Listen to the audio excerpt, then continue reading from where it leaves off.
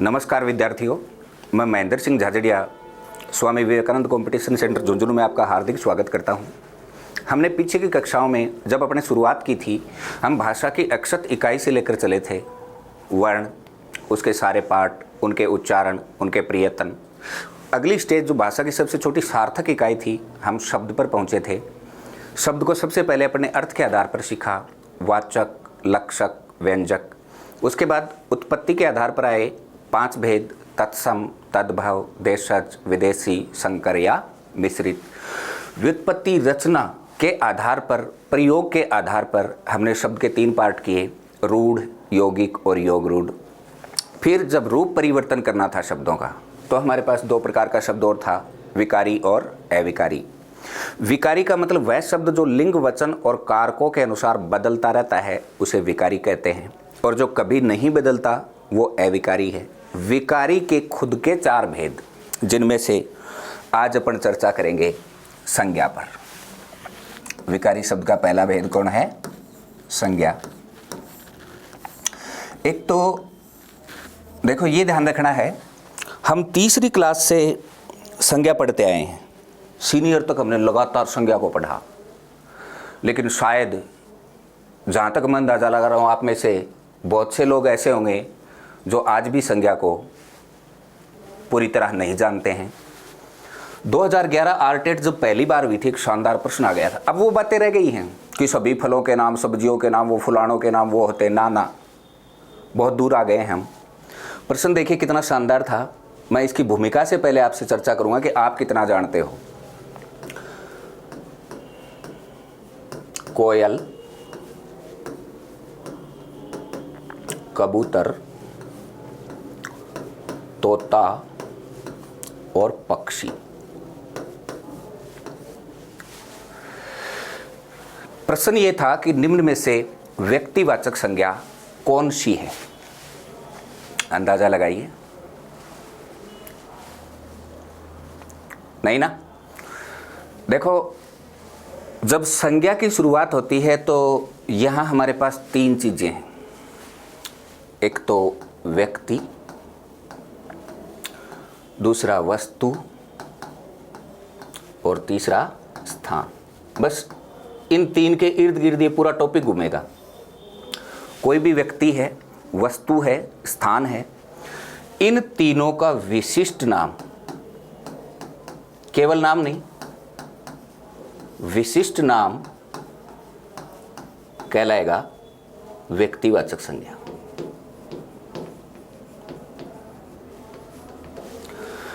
इन तीनों का समुदाय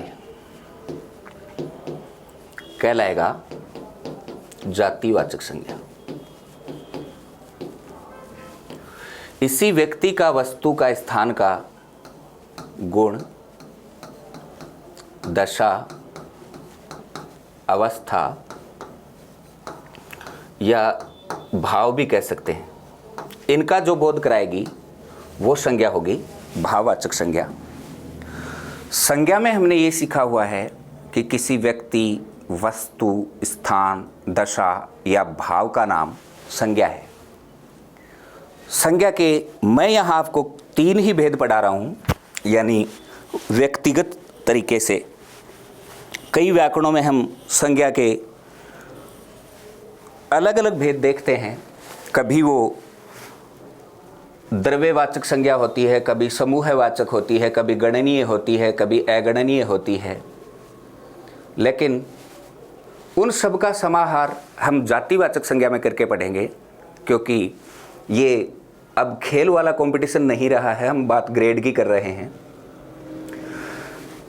जब व्यक्ति, वस्तु, स्थान, दशा या भाव का नाम संज्ञा है, तब तक संज्ञा के 3 पार्ट कर रहे हैं हम।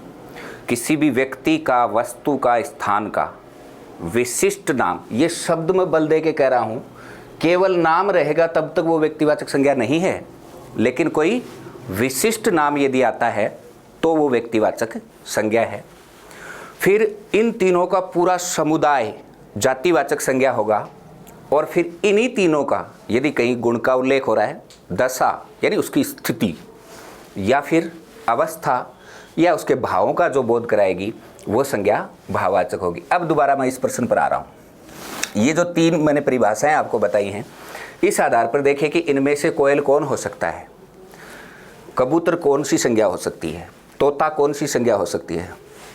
मंतव्य देखिए उसका पूछने का। बात समुदाय की करें तो ये है समुदाय। भाई पक्षी सारे ही होते हैं, उनमें से एक पक्षी है कोयल, एक पक्षी है कबूतर और एक पक्षी है तोता। ये समुदाय है और समुदाय में से ये तीनों अलग अलग है। तो फिर व्यक्तिवाचक संज्ञा कौन सी हुई? देखिए मैं क्यों इस शब्द का इस्तेमाल कर रहा था। पक्षियों में से एक पक्षी तोता, लेकिन तोते में भी एक तोता और है, यानी इसको अपन बहुत जगह पढ़ते हैं जीके में, हीरामन तोता, गागरोनी तोता। तोते बहुत हैं, लेकिन तोते में भी विशिष्ट तोता कौन है? इसलिए ये तोता यहाँ क्या था? जातिवाचक संज्ञा था। पक्षी भी जातिवाचक है, तोता भी जातिवाचक है। अब बात आती है कबूतर की। कबूतर सफ़ेद कबूतर भी होते हैं। एक सरिस्का अभयारण्य मैंने जीके में पढ़ा है गुरुजनों से, अपने हरे कबूतर पाए जाते हैं, यानी पक्षियों में से एक पक्षी कबूतर और कबूतरों में से एक पक्षी हरे कबूतर। अब ये चीज़ कहलाती है विशिष्ट नाम। इस नाम को कहते हैं व्यक्तिवाचक संज्ञा। इसीलिए मैं बल दे के कह रहा था कि व्यक्ति वस्तु स्थान का विशिष्ट नाम, केवल नाम नहीं बल्कि विशिष्ट नाम क्या होगा? व्यक्तिवाचक संज्ञा होगा। अब देखिए कोयल, उत्तर ये था, यानी जिस प्रकार तोते की एक प्रजाति है हीरामन तोता, कबूतर की एक प्रजाति है हरे कबूतर, कोयल की कोई प्रजाति नहीं होती। 6ठी क्लास में सामान्य संस्कृत में एक बहुत सुंदर श्लोक दिया हुआ है संस्कृत में, वो लिखा हुआ है इस कोयल के बारे में, जो इस बात को साबित करता है कि पृथ्वी पर कोयल एक अद्भुत प्राणी है। वहाँ ये लिखा गया कि काकः कृष्णः पिकः कृष्णः को भेद पिक काकयो, कृष्णः काकः पिकः कृष्णः को भेद पिक काकयो, समागते च वसंत ऋतो काकः काकः पिकः पिकः। यानी कोयल भी काली है और कौवा भी काला है, तो फिर क्या भेद है कोयल और कौवे में?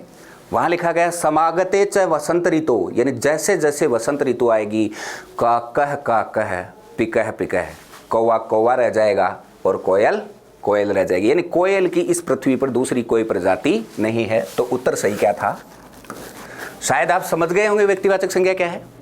किसी भी व्यक्ति का, वस्तु का, स्थान का विशिष्ट नाम कहलाएगा व्यक्तिवाचक संज्ञा। अब आप लोग जितने बैठे हो, आप सबका नाम व्यक्तिवाचक संज्ञा, क्योंकि आप विशिष्ट हो। इसका जब आगे का उल्लेख करेंगे पर उसी का पूरा समुदाय, जैसा आपने तत्सम से तद्भव बनाया था, बिल्कुल वो प्रक्रिया यहाँ लागू होती है। ये सेट करो यहाँ पर, हर व्यक्तिवाचक से अनिवार्य होगा जातिवाचक संज्ञा बनेगी, और हर जातिवाचक से अनिवार्य है कि व्यक्तिवाचक संज्ञा भी बनेगी। लेकिन भाववाचक स्वतंत्र संज्ञा है, भाववाचक संज्ञा बने कोई जरूरी नहीं होता। ये दोनों जुड़वा है, यानी व्यक्तिवाचक संज्ञा आपको आ गई तो जातिवाचक को पढ़ने की आवश्यकता ही नहीं है, वो ऑटोमेटिक आप सीख जाएंगे।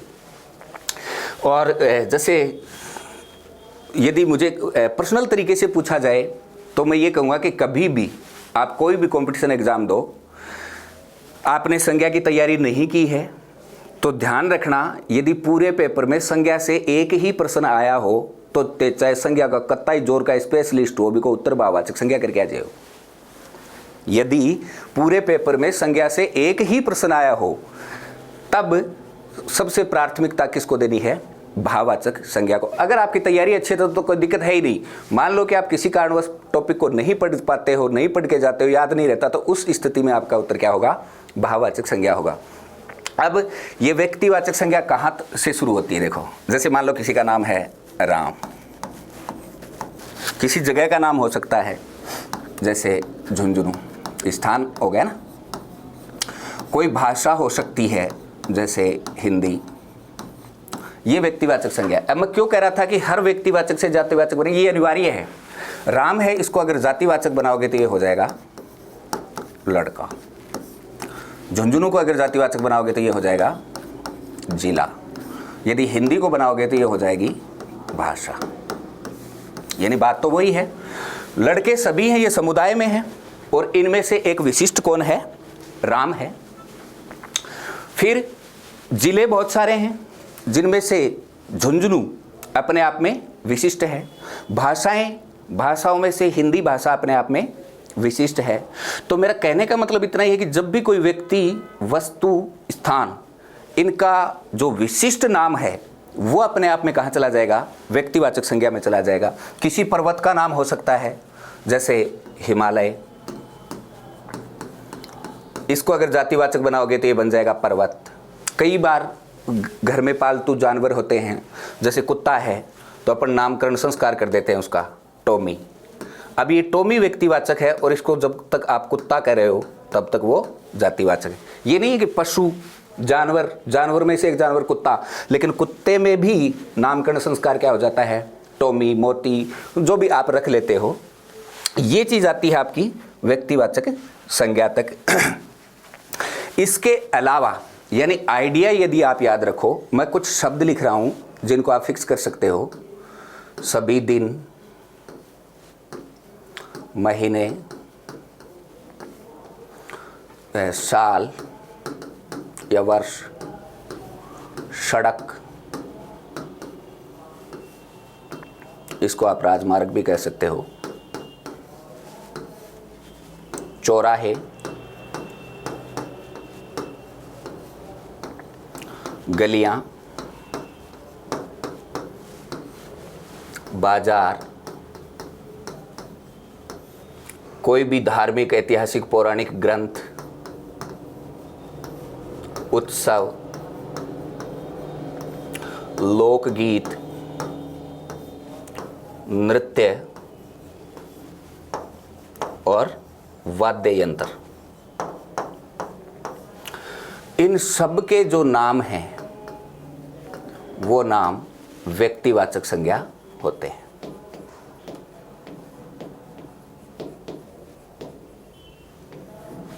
इसको सीधा यूँ याद रख सकते हो, सभी दिन, महीने, साल, सड़क, राजमार्ग, चौराहे, गलियां, बाजार, धार्मिक ग्रंथ, तीर्थ स्थान, लोकगीत, लोक नृत्य और वाद्य यंत्रों के नाम व्यक्तिवाचक संज्ञा होते हैं। जैसे मैं ये कहूँ कि शुक्रवार, यानी वो दिन था तब तक जातिवाचक है।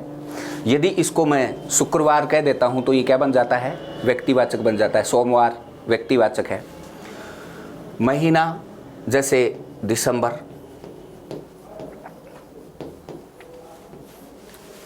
व्यक्तिवाचक है। अपन यूं कह दे कि विक्रमी संवत, व्यक्तिवाचक है। सड़क जैसे यूं कहें चूरू रोड, ठीक है, इसको कह दिया गया NH11, यानी ये अपने आप में क्या है? व्यक्तिवाचक हैं। जब चौराहे की बात आती है, कोई गली हो, बाजार हो, जैसे यहाँ मैं अपनी तरफ से यूँ कह दूँ कि मंडावा मोड़, तो ये व्यक्तिवाचक है। किसी भी गली का नाम हो, जैसे गन्नी कॉलोनी, ये क्या बन गया? व्यक्तिवाचक बन गया। इसी प्रकार बाजार का नाम हो, नेहरू बाजार, गांधी बाजार, जो भी है, कपड़ा बाजार, रानी बाजार, ये सारे के सारे व्यक्तिवाचक संज्ञाएं हैं। किसी भी ग्रंथ का नाम हो, रामायण, महाभारत, ये व्यक्तिवाचक संज्ञा है। उत्सव मनाते हैं अपन, होली, दिवाली, सभी त्योहारों के नाम व्यक्तिवाचक संज्ञा होते हैं। हमारे लोकगीत जितने भी हैं, नृत्य हैं, जैसे घूमर, ये गीत भी है और नृत्य भी है।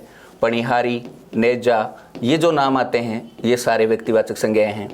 वाद्य यंत्रों में ढोल, नगाड़ा, तुषार, जो भी ये नाम मिलते हैं ये सारे के सारे व्यक्तिवाचक संज्ञा है। यानी आप इसको फ्लो में याद रखो।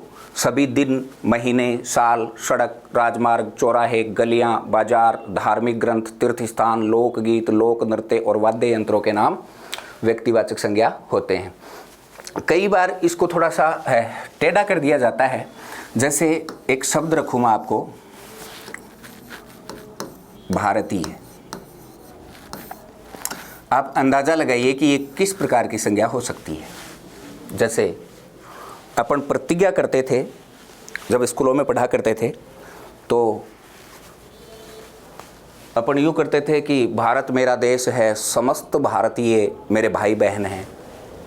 यानी ये शब्द समुदाय का बोधक है, यानी समस्त भारतीय मेरे भाई बहन हैं।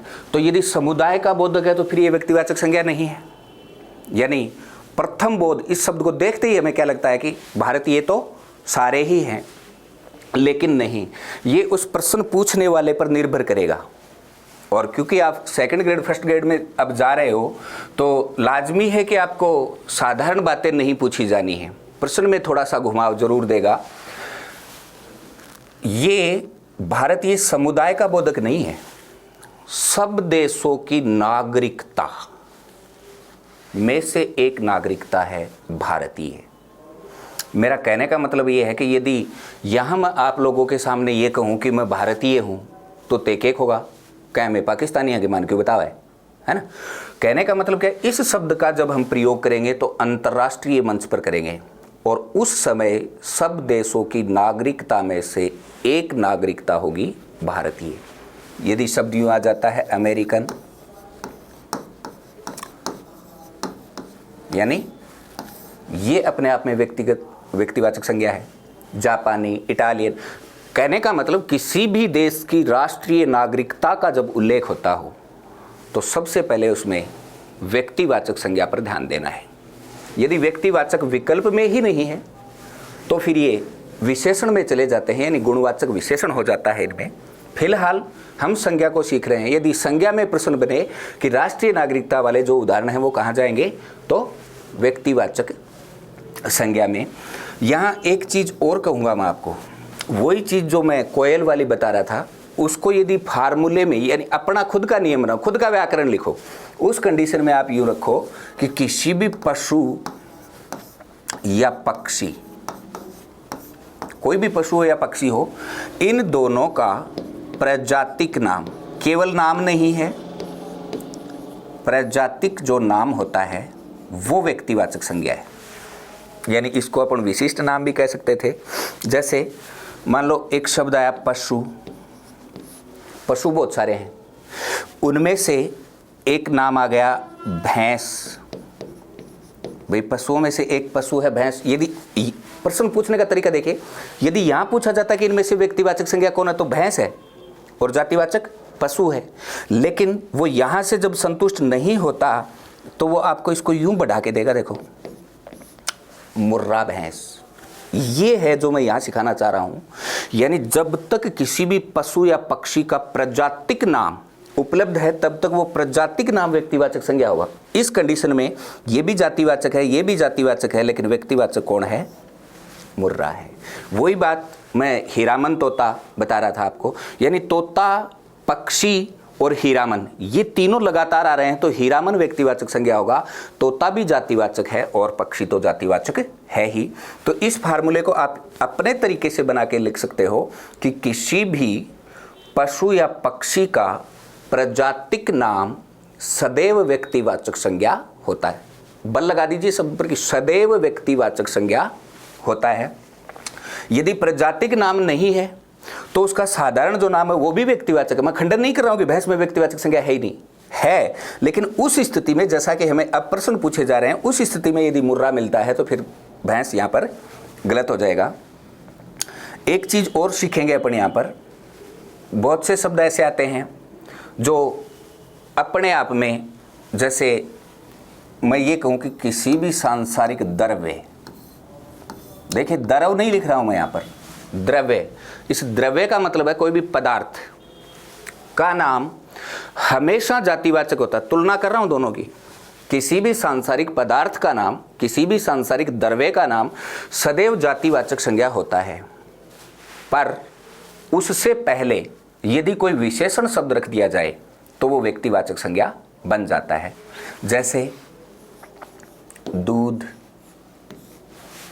ये अपने आप में जातिवाचक संज्ञा है। अब यदि इसको व्यक्तिवाचक बनाना है तो इससे पहले इसकी कोई न कोई विशेषता रखनी होगी। यानी इसको मैं यूँ कह दूँ कि सरस दूध। अब दूध में से विशिष्ट कौन हो गया? सरस दूध, अमूल दूध, असली दूध, नकली दूध, शुद्ध दूध। यानी दूध के पहले यदि कोई विशेषण शब्द रखा हुआ तब तो वो व्यक्तिवाचक है, और यदि केवल दूध आ रहा है या कोई भी सांसारिक पदार्थ आ रहा है तब वो क्या होगा? जातिवाचक संज्ञा होगा। और अभ्यास कीजिए, जैसे एक शब्द आता है धातु। धातु बहुत सारी हैं, सोना, चांदी, तांबा, रांगा, जस्ता, ये धातुएं हैं। अब मान लो कि एक शब्द धातु आ रहा है, दूसरा सोना आ रहा है। भाई धातुओं में से एक धातु का नाम है सोना। अब यदि यहाँ ये पूछा जाता है कि व्यक्तिवाचक संज्ञा कौन है, तो सोना है, और जातिवाचक धातु है। लेकिन ये इस हिसाब से न होकर के यदि यू आ जाए खरा सोना, अब देखिए ये विशिष्ट हो गया है। सोना तो था ही, सोने में भी एक सोना और कौन सा हो गया? खरा सोना। अपन यूँ कह दे जेवराती सोना, तो सोने तो थे ही थे, है ना, उनमें से एक सोना पृथक हो गया, जेवराती सोना। अपन यूँ कह देते 22 कैरेट सोना, 24 कैरेट सोना, तो वो चीज़ कहाँ चली जाती है? व्यक्तिवाचक में चली जाती है। बल्कि फार्मूला ये याद रखेंगे कि किसी भी सांसारिक पदार्थ का नाम सदैव जातिवाचक संज्ञा होता है। यदि उससे पहले कोई विशेषण शब्द रख दिया जाए तो वह व्यक्तिवाचक बन जाता है। जो गणनीय, अगणनीय, एकार्थ, ये जो नाम आपको व्याकरणों में मिलते हैं वो यहाँ से शुरू होते हैं। यानी कुछ संज्ञाएं हैं जिनको गिना जा सकता है, कुछ समूह में आती हैं। आपको यूँ पूछा जाए जल, जातिवाचक संज्ञा है, इसको द्रव्यवाचक नाम देने की जरूरत नहीं, क्योंकि पदार्थ तो सारे ही हैं, ये मूल रूप से जातिवाचक संज्ञा है। यदि इसको मैं यूँ कह दूँ कि गंगा जल, अब ये व्यक्तिवाचक बन गया है। इसको अपन जैसे साइंस वगैरह में पढ़ते हैं आसुत जल, है ना, मृदु जल, कठोर जल, तो ये सारे के सारे क्या हैं? व्यक्तिवाचक संज्ञाएं हैं। कहने का मतलब फार्मूला इतना याद रखो कि किसी भी सांसारिक द्रव्य का नाम, किसी भी सांसारिक पदार्थ का नाम जातिवाचक संज्ञा होता है, पर यदि उससे पहले कोई विशेषण शब्द रख दिया जाए तो वो व्यक्तिवाचक बन जाता है। यदि इतना आप इस व्यक्तिवाचक संज्ञा को पढ़ के जाते हो तो जातिवाचक संज्ञा को पढ़ने की आवश्यकता नहीं होती।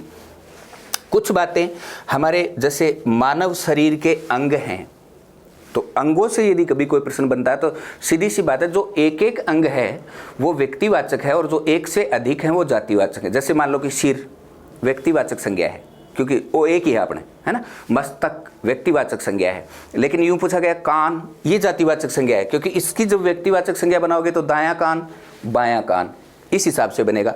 नाक व्यक्तिवाचक संज्ञा है, आंख जातिवाचक संज्ञा है, ओष्ठ जातिवाचक संज्ञा है, दांत जातिवाचक संज्ञा है, जिह्वा व्यक्तिवाचक है, ठुड्डी व्यक्तिवाचक है, गर्दन व्यक्तिवाचक है, कंधा जातिवाचक है, हाथ जातिवाचक है। अंगुलियों का जब जिक्र होता है तो देखिए नामकरण संस्कार किया हुआ अंगुलियों का, इसको अपन कहते हैं तर्जनी, ये है मध्यमा, ये है अनामिका और ये है कनिष्ठा। यानी नाम दे रखे हैं तब वो व्यक्तिवाचक है, और यदि अंगुली सीधा दिया हुआ होता है तो वो क्या है, जातिवाचक संज्ञा होती है। अब अगर इसको इस तरीके से आपने पढ़ा है कि जैसे सबसे पहले अपने ये सीखा कि किसी व्यक्ति वस्तु स्थान का विशिष्ट नाम व्यक्तिवाचक संज्ञा है। फिर अपन ये सीख रहे हैं कि सभी दिन महीने साल सड़क राजमार्ग चौराहे गलियां बाजार धार्मिक ग्रंथ तीर्थ स्थान लोकगीत लोक नृत्य और वाद्य यंत्रों के नाम व्यक्तिवाचक संज्ञाएं होते हैं। फिर अपन ये सीख रहे हैं कि किसी भी पशु या पक्षी का प्रजातिक नाम व्यक्तिवाचक संज्ञा होता है। किसी भी देश की राष्ट्रीय नागरिकता सदैव व्यक्तिवाचक संज्ञा होती है। किसी भी सांसारिक पदार्थ का नाम, द्रव्य का नाम जातिवाचक संज्ञा होता है। यदि उससे पहले कोई विशेषण शब्द रख दिया जाता है तो वह व्यक्तिवाचक बन जाता है। अब थोड़ा सा केवल औपचारिकतावश बस परिभाषा मात्र बनानी है जातिवाचक की, थोड़ा और स्पष्ट हो जाएगा। ये है तो हमारे पास कौन कौन, व्यक्ति, वस्तु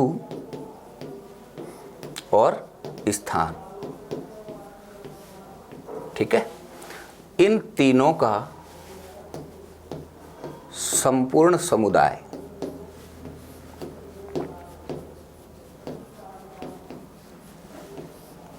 जातिवाचक संज्ञा होता है। वहीं से तुलना करके लेके आइए। राम व्यक्तिवाचक, लड़का जातिवाचक, क्योंकि वो किसका बोध करा रहा है? समुदाय का करा रहा है। हिमालय व्यक्तिवाचक और पर्वत जातिवाचक। व्यक्तिवाचक में जहां हमने जैसे को सीखा, जैसे के पहले जो कुछ था वो सारे जातिवाचक के उदाहरण थे। जैसे मैं यहाँ क्रम से लिख रहा था कि दिन, महीने, साल, सड़क, राजमार्ग, चौराहे, गलियां, बाजार, धार्मिक ग्रंथ, वो जो नाम यहाँ पर लिखे, दिन आ रहा है जातिवाचक है, लेकिन शुक्रवार आ रहा है तो व्यक्तिवाचक है। महीना जातिवाचक है, लेकिन जुलाई आ रहा है तो व्यक्तिवाचक है। मेरा कहने का मतलब कि वहां जैसे के पहले जो कुछ था वो सारा का सारा जातिवाचक था, और उसका जैसे जो था, उदाहरण जो थे, वो व्यक्तिवाचक थे। कहने का मतलब अगर आपने व्यक्तिवाचक संज्ञा सीखी है तो जातिवाचक ऑटोमेटिक आपको आ रही है। अब अपन जिक्र करेंगे भाववाचक संज्ञा का। 3 चीजें तो हैं ही हमारे पास, व्यक्ति है, वस्तु, स्थान। इनके गुण, दशा, अवस्था और भाव, इनका बोध कराने वाली संज्ञा भाववाचक संज्ञा होगी। गुण क्या होते हैं? एक बात तो ये ध्यान रखना बच्चों, ये हमेशा के लिए स्थायी रूप से भाववाचक संज्ञा बिना प्रत्यय के बनती ही नहीं है।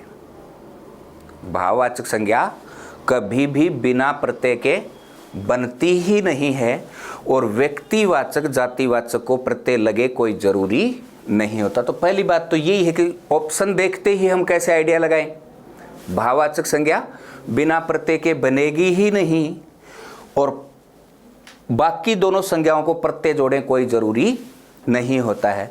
भाववाचक संज्ञा के मैं यूँ कहूँ कि 95% जो उदाहरण हैं उनमें से प्रत्यय हटा दो, हटाते ही वो गुणवाचक विशेषण बन जाता है। भाववाचक संज्ञा के उदाहरण से प्रत्यय हटाओगे, हटाते ही वो क्या बन जाएगा?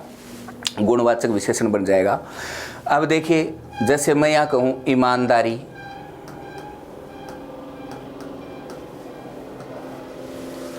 ईमानदार गुणवाचक विशेषण है, लेकिन ईमानदारी ई प्रत्यय जोड़ा वो भाववाचक संज्ञा है। बेईमानी, लाचारी, ये जो ई अपन जोड़ रहे हैं ये भाववाचक संज्ञा का बोध करा रहा है। दशा यानी उसकी स्थिति, अमीरी, गरीबी, मजबूरी, कमजोरी, ये उसकी दशाएं हैं, यानी ये भी भाववाचक संज्ञाएं हैं। अवस्था, जवानी, बुढ़ापा, शैशव, यौवन, ये अवस्थाएं हैं जो भाववाचक संज्ञाएं हैं। आदमी में ईमानदारी उसका गुण भी है और उसमें ईमानदारी का भाव भी है। तो ये 4 चीज़ें तो हैं ही हैं, लेकिन जो प्रश्न हमें कंपटीशन में पूछा जाता है, आजकल ये बातें बहुत दूर रह गई हैं। सबको पता है ईमानदारी, बेईमानी, होशियारी, अच्छाई, बुराई, भलाई, सबको पता है कि इनमें भाववाचक संज्ञा होती है। अब जो प्रश्न निकल करके आ रहे हैं वहाँ थोड़ा सा इसको बढ़ा दिया गया है। मैं आपको यहाँ 7 प्रत्यय पढ़ा रहा हूँ। ता, ये, त्वै, पन, गी, ची, इमा। ये तोड़ है इस भाववाचक संज्ञा का, यानी ईमानदारी, बेईमानी, होशियारी बांध छोड़ो, 3री क्लास पढ़ने लग रहा हो। जब जब भी किसी शब्द के अंत में, मैं एक एक शब्द पर बल दे रहा हूं, जब जब भी किसी शब्द के अंत में ता प्रत्यय देख रहे हो तो बिन पढ़ने की जरूरत को नहीं, भाववाचक संज्ञा है। जैसे सुंदर एक शब्द है, इसके आगे ता जोड़ दो, अब ये भाववाचक संज्ञा है। मित्र, इसके आगे ता जोड़ दो, भाववाचक संज्ञा है। शत्रु, इसके आगे ता जोड़ दो, भाववाचक संज्ञा है। यानी ता प्रत्यय हमने जहां देखा उस पर टाइम पास मत करो, जो टाइम बचे अगले प्रश्न को दे दो। ता का मतलब ही क्या था? भाववाचक संज्ञा है। यह प्रत्यय जुड़ा हुआ हो, जैसे सुंदर को यह जोड़ते हैं तो यह सौंदर्य बनता है। पंडित को जोड़ोगे पांडित्य, ललित को जोड़ोगे लालित्य, देव को जोड़ोगे देव्य। यह प्रत्यय का मतलब ही क्या था? भाववाचक संज्ञा। अगर ये नहीं मिलता है तो त्वय मिल जाएगा, जैसे अपनत्व है। गुरु शब्द को जोड़ दो, गुरुत्व है। देव को जोड़ दो, देवत्व है। ममत्व है, स्वत्व है। यानी त्वय देख रहे हो, इसका मतलब भी भाववाचक संज्ञा। कहीं रटने की आवश्यकता नहीं, सीधा सीधा बन रहा है। देखो, पन जुड़ा हुआ हो, लड़कपन, पागलपन, अपनापन, बचपन, ये सारे शब्द भाववाचक संज्ञा का निर्माण करते हैं। गी लगा हुआ हो, देखिए सादगी, ताजगी, दीवानगी, ये भाववाचक संज्ञाएं हैं। यदि शब्द के अंत में ची जुड़ा हुआ हो तो भी उसको मत पढ़ो, वो भाववाचक संज्ञा ही है। जैसे लाल शब्द है ना, लाल को ची जोड़ा तो लालची बना। ये दोनों में जा रहा है। अगर लालच को ई जोड़ोगे तो भी लालची बनेगा।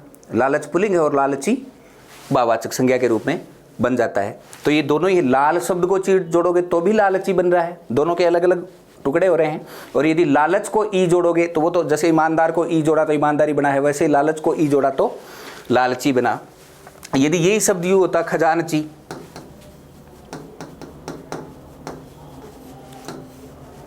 और अपने भारत में ये शब्द बहुत इस्तेमाल होता है, नकलची। आप आज की चीज़ ने एक बार देख लिया, मैंने छोटा को नहीं, फिर मैं आगे बना के रुका, है ना। तो नकल को ची जोड़ा, नकलची। इसी प्रकार ईमा, है ना, ईमा को अगर जोड़ते हो जैसे महिमा, गरिमा, लघिमा, हरितिमा, लालिमा, कालिमा, ये जो सारे शब्द हैं ये भाववाचक संज्ञा का निर्माण करते हैं। एक रिस्क भी है यहाँ, थोड़ा सा ध्यान देना इस चीज़ पर, क्योंकि बात यहाँ ग्रेड की चल रही है। ये पिछले रीट में मेरे को एक बच्ची ने सवाल किया था, बोली सर आप व्यक्तिवाचक संज्ञा जब पढ़ा रहे तो मैंने ये उदाहरण लिखा वहाँ पर कि जैसे किसी भी लड़के का, मैंने बच्चों को ये कहा कि आप अपने अपने नाम लिख लो, जैसे के रूप में कि आप सबके नाम में व्यक्तिवाचक संज्ञा है। क्योंकि अपन ने यहाँ भी लिखा कि राम, और फिर उसको जातिवाचक बनाया तो लड़का, यानी राम व्यक्तिवाचक है और लड़का जातिवाचक है। तो किसी बच्ची का नाम था गरिमा, उसने अपना नाम लिख लिया व्यक्तिवाचक में, क्योंकि वो तो निर्देशों का पालन कर रहे थे कि भाई अपना अपना सबका नाम लिख लो जैसे के रूप में, और मुझे जगह नाम याद नहीं वो मेरो लिख लो। तो उस बच्ची ने व्यक्तिवाचक संज्ञा में लिख लिया गरिमा, क्योंकि नाम था बच्ची का। फिर जब मैं ये भाववाचक में ये बता रहा था तब उस बच्ची को टेंशन हुई, बोली सर, मैंने कहा हाँ बेटा, बोली मेरा नाम गरिमा है, आपने बोली व्यक्तिवाचक में ये कहा कि अपना अपना नाम लिख लो। बच्ची का तर्क तो शानदार था, लेकिन ये ध्यान रखना कि व्यक्तिवाचक संज्ञा और जातिवाचक संज्ञा स्वतंत्र नहीं है, भाववाचक संज्ञा स्वतंत्र है। इसलिए मैं आपको जब इसकी परिभाषा बता रहा था भाववाचक संज्ञा की, मैंने बल दे करके कहा था कि भाववाचक संज्ञा बिना प्रत्यय के बनती ही नहीं है, और व्यक्तिवाचक और जातिवाचक को प्रत्यय लगाएं कोई जरूरी नहीं होता है, लेकिन भाववाचक संज्ञा बिना प्रत्यय के बनेगी ही नहीं। तो मैं विशेष रूप से जो बच्चियां बैठी हैं उनको कहना चाहूँगा कि अगर किसी का नाम गरिमा है और उसमें दोनों ऑप्शन में आ रहे हैं व्यक्तिवाचक और भाववाचक, तो उत्तर भाववाचक होगा, न कि व्यक्तिवाचक, क्योंकि व्यक्तिवाचक संज्ञा बिना प्रत्यय के बन जाती है, लेकिन भाववाचक संज्ञा बिना प्रत्यय के बनती ही नहीं है। गुरु शब्द को ईमा लगा करके गरिमा बनाया गया है। इसी प्रकार महान शब्द को ईमा लगा करके महिमा बनाया गया है। लघु को ईमा बना करके लघिमा बनाया गया है, जो अपन प्रत्यय में आगे चल करके विस्तृत अध्ययन करेंगे इनका, कब गुण और वृद्धि कब हो जाती है। मेरा कहने का मतलब है कि इनके साथ मैं एक चीज जोड़ दूं कि जिन शब्दों के अंत में ये प्रत्यय होंगे वो सदैव भाववाचक संज्ञा का उदाहरण होगा। मतलब मैं जो सिखाना चाह रहा हूं वो ये बात है, अगर किसी शब्द के अंत में इनमें से कोई सा प्रत्यय जुड़ा हुआ है तो वो सदैव भाववाचक संज्ञा का उदाहरण होगा। थोड़ा और भी ध्यान रखना है, जब 2014 में भर्तियां आई थी तो एक साथ एसएससी जीडी 85,000 पोस्ट थी, फिर एलडीसी की पोस्ट थी, साथ ही सेकंड ग्रेड फर्स्ट ग्रेड की भर्तियां थी। तो हमने 3 जगह बिल्डिंग ले रखी थी और बच्चों को बैठाने के लिए फिर भी मारामारी चल रही थी। अब देखो, जैसे स्वाभाविक सी चीज़, आप लोगों ने कभी स्कूल में कॉलेज में कहीं पढ़ाया हो तो पहली से लेकर 5वीं तक के बच्चे को पढ़ाना जितना कठिन होता है उससे आसान 6ठी से 10वीं तक के बच्चे को होता है, फिर उससे भी आसान +2 तक के बच्चे को होता है। कॉलेज वाले को पढ़ाना और भी आसान होता है। फिर बात आती है 3rd ग्रेड की। 3rd ग्रेड की बजाय 2nd ग्रेड को पढ़ाने में कम दिक्कत आती है, क्योंकि आप मेरे सामने सब्जेक्ट के विशेषज्ञ बैठे हो, आपको कोई भी चीज़ एक ही बार में समझ में आ जाएगी। फिर 2nd ग्रेड की बजाय 1st ग्रेड को पढ़ाना और भी आसान है, क्योंकि वहाँ आप पीजी हो। अब ये जो फार्मूला है, कोई 150 बच्चे थे, हमने इधर कोई हॉस्टल ले रखा था, शेयर करूँगा मैं आपसे। देखो कितनी शानदार चीज़ क्लास से उभर करके आई वहाँ पर। तो एसएससी जीडी में क्या होता है कि नॉर्मल चीज़ें पूछी जाती है हिंदी में। बन संधि समास उपसर्ग प्रत्यय की चीज़ को पूछें, बन कोई संज्ञा शब्द पूछ लियो, कोई मुहावरो पूछ लियो, लोकोक्ति सर्वनाम वो पूछ लियो। तो वो 150 बच्चे एक ही हॉल में बैठे हैं, वो इतना ध्यान भी नहीं देते जितना आप लोग जागरूक हो, उतना नहीं। कोई मोबाइल में लगा हुआ है, कोई उकड़ू बैठे है, कोई कहीं बात कर रहे है। तो मैंने उनको पहले जाते ही ये कहा कि बेटा संज्ञा से तुम्हें यदि एक ही प्रश्न है, मैंने व्यक्तिवाचक जातिवाचक उनको पढ़ाई ही नहीं, क्योंकि टाइम पास करने का क्या फायदा था जब प्रश्न ही बच्चों को इस प्रकार से पूछे जा रहे हैं जिसका आइडिया है अपने को। तो मैंने कहा बेटा संज्ञा से अगर एक ही प्रश्न आए तो भाववाचक संज्ञा ही करके आनी है। अब बड़ा फौज पुलिस वाला तबरिया हुआ शैतान भोजोर का हुए। तो उन्होंने कहा बोले सर देख लियो, मारो प्रश्न गलत मत करा दियो, क्योंकि कैरियर को सवाल है गुरुजी। कैरियर अगर खत्म हो गो तो नौकरी कौन मिले, नौकरी कौन मिले तो मारो ब्याह कौन हुआ गो। मतलब ये चीज़ माँ के दिमाग में रहें छोरा के। मैंने कहा बेटा मैं कह रहा हूँ आपको, मैं आपको परीक्षा के बाद भी मिलूंगा, यदि संज्ञा से एक ही प्रश्न आए तो उसका उत्तर भाववाचक करना है। फिर भी आपको कहीं शक लग रहा है तो मैं ईमानदारी बेईमानी होशियारी चालाकी जवानी बुढ़ापा सिखाया को नहीं। मैंने उनको कहा बेटा ये प्रत्यय ध्यान रखना, आप जिस शब्द के अंत में, जैसे मैं आपको कह रहा हूँ ना कि जिन शब्दों के अंत में ये 7 प्रत्यय जुड़े वो सदैव भाववाचक संज्ञा का उदाहरण होगा। तो बस छोरा बोला गुरुजी हाँ अहिया पढ़ाओ, बोले अब कड़ा काम चल जाएगो। तो मैं उनको उत्तर दे रहा था, जैसे ता लगा के दिखा रहा था, सुंदरता, मित्रता, चतुरता, महानता, सज्जनता, जठे जठे भी ता लग रहा है। हाँ बोला गुरुजी ओ स्वाद है फार्मूलो। फिर सौंदर्य, ऐश्वर्य, अपनत्व, गुरुत्व, लड़कपन, पागलपन, अटता ही कोई क्यों गुण बोलो। जब मैं यहाँ आया तो एक उकड़ू बैठो छोरो पाटिए पर, उकस के बोलो। मैं उसको कह रहा हूँ कि सादगी, ताजगी, अवारगी, दीवानगी, उकस के बोलो। बोलो गुरुजी बाजगी भी के। बच्चे ने तो दिमाग तो दौड़ाया था, लेकिन देखो लिख क्या रहा हूं मैं यहाँ, शब्दों के अंत में भागना एक क्रिया है जिसको धातु कहते हैं। यदि धातु के अंत में इनमें से कोई सा प्रत्यय जुड़ा है तो वो भाववाचक संज्ञा नहीं होगी। भाई क्री धातु है संस्कृत की, इसको आप ता जोड़ रहे हो तो कर्ता बनेगा ना। अब कर्ता एक कारक है जो कि व्यक्तिवाचक संज्ञा भाववाचक संज्ञा नहीं है। ये किसके अंत में जुड़ने चाहिए? शब्द के अंत में। शब्द कितने प्रकार का? पहला संज्ञा, दूसरा सर्वनाम, तीसरा विशेषण और चौथा क्रिया। क्रिया को छोड़ दो, क्रिया के अंत में जुड़े प्रत्यय कृत प्रत्यय होते हैं और शब्दों के अंत में जुड़े हुए तद्धित प्रत्यय होते हैं। और एक ये बात है भाई 2011-12 के आसपास की, मेरे सीनियर सर हैं जो हमारे इधर गुड्डा एक क्षेत्र पड़ता है जहाँ एक नई कोचिंग खुली थी कौटिल्य क्लासेज। वो हैं तो सीनियर, लेकिन 2009 में उन्होंने 3rd ग्रेड की हमारे पास कोचिंग में तैयारी कर ली थी। तो वो एक प्रकार से कोचिंग की हैसियत से मैं उनका सीनियर हो गया। हम संडे को छुट्टी रखते थे और वो नई नई कोचिंग खुली थी तो वहाँ कोई छुट्टी नहीं रखता था, वो ऐसे ही ग्रामीण क्षेत्र की कोई लोकल कोचिंग थी। अब उन्होंने कहा कि बोले यार तू संडे को फ्री रहता है, मेरे साथ चल, मैं वहाँ पढ़ा रहा हूँ, तो मेरी क्लास में पीछे बैठ जाना। मैंने कहा पवन जी आप अगर मेरे को लेके चलोगे तो पीछे अगर मैं बैठ जाऊंगा तो आप पढ़ा नहीं पाओगे। ये स्वाभाविक सी चीज़ होती है भाई। जैसे मेरे भी सीनियर गुरु जिनसे मैं पढ़ा हुआ हूँ, अगर वो मेरे पीछे बैठे होते तो मैं इतना खुल करके पहली बार नहीं बोल पाता। हाँ, मैं 5-4 दिन में एडजस्ट कर लेता उस चीज़ को, लेकिन पहली बार मैं उतना खुल के नहीं पढ़ा पाता जितना मैं पढ़ा सकता था। तो उन्होंने कहा नहीं कोई दिक्कत नहीं है, तू कोई रिएक्शन मत देना, मैं चाहे गलत पढ़ाऊँ चाहे सही पढ़ाऊँ, लेकिन जैसे ही कुछ गलत हो सही हो तो कोई किसी प्रकार की शिकन या ऐसा मत दिखाना। मैंने कहा ठीक है। अब ये नियम उन्होंने लिखवाया कि जिन शब्दों के अंत में ता, ये, त्व, पन, गी, ची प्रत्यय लगे होते हैं सदैव भाववाचक संज्ञा का उदाहरण होता है। तो मेरे पास एक लड़का बैठा था, पता नहीं किन के नोट्स थे उनके पास, उसने पूछ लिया, बोले सर कार्य क्या ये भी भाववाचक संज्ञा है? भाई क्री धातु है और अंत में यह प्रत्यय जुड़ा हुआ है। जब भी यह प्रत्यय जोड़ते तो आदि वर्दी होती है, री को आर वर्दी होगी, शब्द बन गया कार्य। अब संस्कृत मीडियम के स्टूडेंट थे सर भी मेरी तरह, और हमारा संस्कृत वाला के 100 मोटो लफड़ो वो है कि प्रत्यय का मैं भोजोर का मास्टर वहाँ प्रत्यय ने बिड़ता ही ले रहा। बहुत सुंदर टॉपिक है क्योंकि गुण और वर्दी संस्कृत मीडिया कोई भाषा हमको दे रखी। तो उन्होंने तुरंत कहा बिल्कुल कार्य में यह प्रत्यय जुड़ा हुआ है। उस बच्चे ने पूछा कि क्या सर कार्य में भी यह प्रत्यय जुड़ा हुआ? उन्होंने कहा बिल्कुल यह प्रत्यय जुड़ा हुआ है। तो बच्चे ने प्रश्न किया कि बोलो सर क्या ये भी भाववाचक संज्ञा है? अब सर ने मेरी तरफ देखा और मैं दूसरा का नहीं देखने लागो, क्योंकि मेरे को तो कहा था कि कोई रिएक्शन नहीं देना। अब सर ने कहा कि बोले भाई कुछ शब्द समुदाय में होते हुए भी जातिवाचक संज्ञा न होकर के भाववाचक संज्ञा बन जाते हैं, जैसे कार्य। लेकिन आपने नहीं करना है क्योंकि क्री धातु है और यह प्रत्यय जुड़ा हुआ है। क्री धातु है, यह प्रत्यय जुड़ा हुआ है। धातु के अंत में यदि इनमें से कोई सा प्रत्यय जुड़ा हुआ है तो वो भाववाचक संज्ञा नहीं होगी।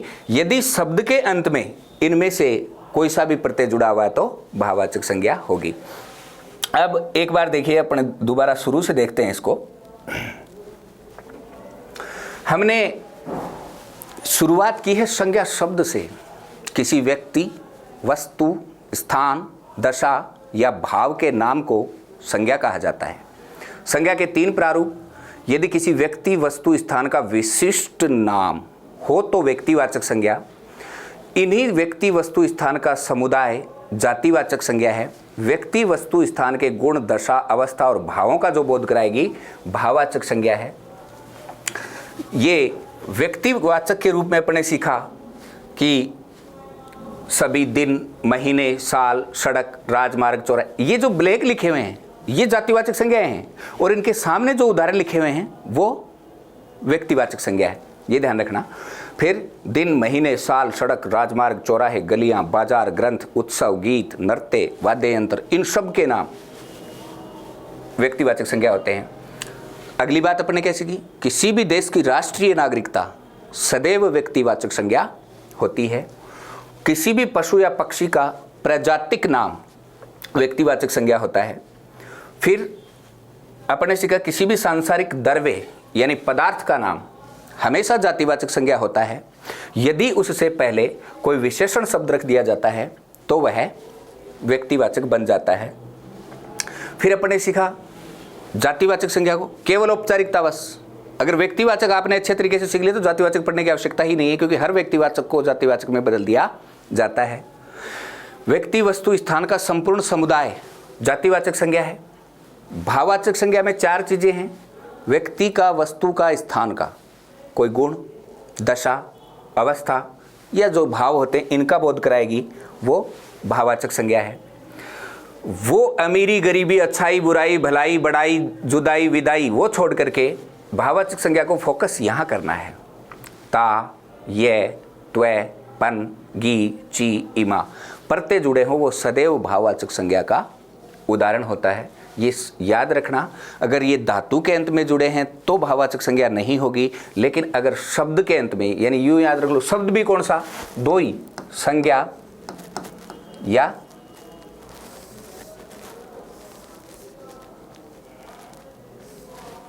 या तो संज्ञा होगा या विशेषण। सर्वनाम को तो अपन प्रत्यय जोड़ते ही नहीं है, ठीक है। क्रिया के अंत में जुड़े हुए हैं, ध्यान नहीं देना है, या तो संज्ञा के अंत में या विशेषण के अंत में इनमें से ये प्रत्यय जुड़े हुए हैं तो वो सदैव भाववाचक संज्ञा का उदाहरण होगा। आज के लिए इतना ही।